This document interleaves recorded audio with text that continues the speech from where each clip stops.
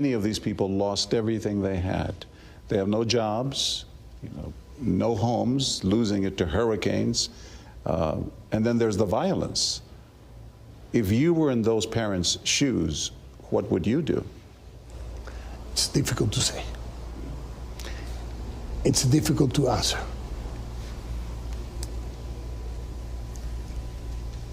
But they lose something more important. They lose the hope. And sometimes their lives. And losing the hope doesn't matter their lives. It's heartbreaking. It touches you. Touch anyone. It's a problem that touches the heart of any human being with an ounce of mercy. A tiny bit of mercy. It has to hurt them. Here in Guatemala, how bad is the situation with people going north? Well, the situation is complicated. People emigrate because they lack opportunities. People emigrate because they have no jobs, no home, no health, no education or security.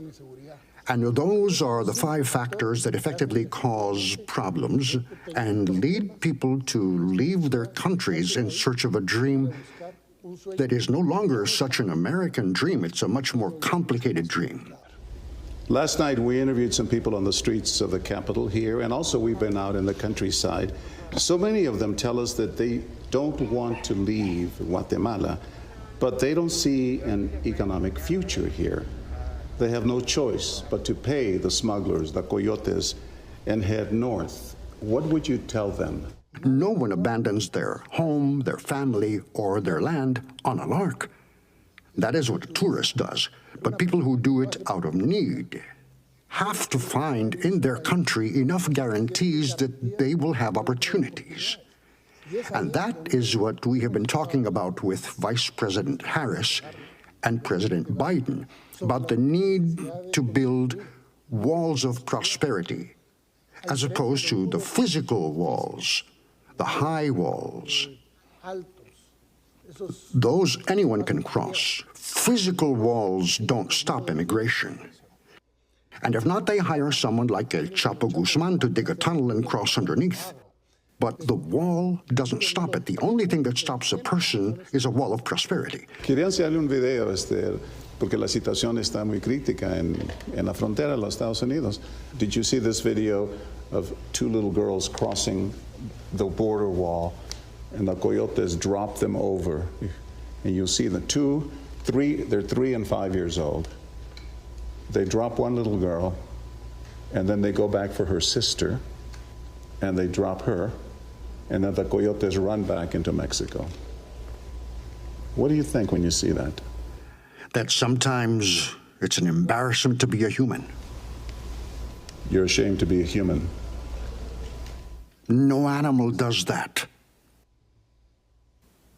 Whoever did that is someone whose livelihood depends on that. Do you think people have been led to believe that President Biden would be easier on immigrants, especially children? That was not exactly Biden's message.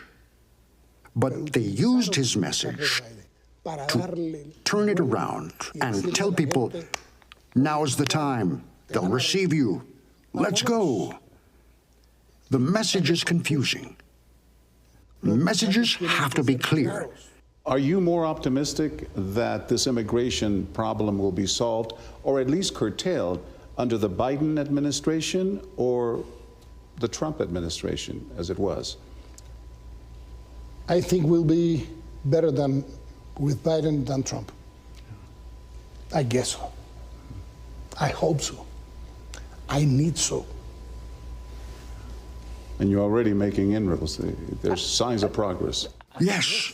And in fact, the United States didn't tell us, help us stop the caravans. They didn't ask us to do that. We did it. Because you can't have 8,000 people enter, break barriers, not go through immigration, and attempt to invade the country to get to the other side. That's an invasion.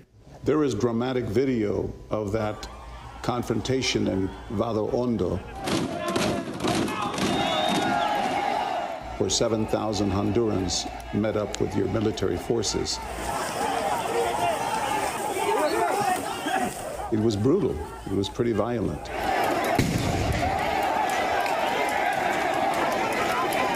Can that happen again?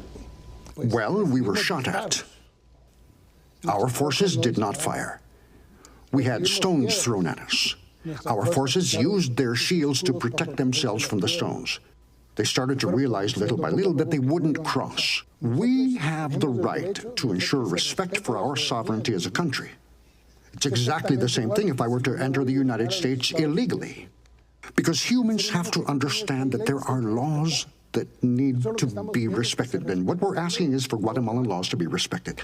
I understand that the proposal between the U.S. and Guatemala, proposed by Vice President Harris, would also help create jobs here in Guatemala, improve living conditions here, promote transparency in your government, and that the U.S. would do whatever it can to fight crime here. Are those the details you're mentioning? No, we mentioned many issues. We mentioned, for example, the issue of corruption. Let's go back to the cause, not to the effect. One of the main causes of corruption in Guatemala is called drug trafficking. That generates corruption at all levels. You mentioned drug corruption, but Mr. President, Guatemala has been rated as the government of this country as one of the most corrupt governments in the entire world. How can the United States be assured that any funding that it gives to Guatemala will go to where it's supposed to go, toward jobs and security, and that this will stop the people from making dangerous journeys? I'll correct you in one thing.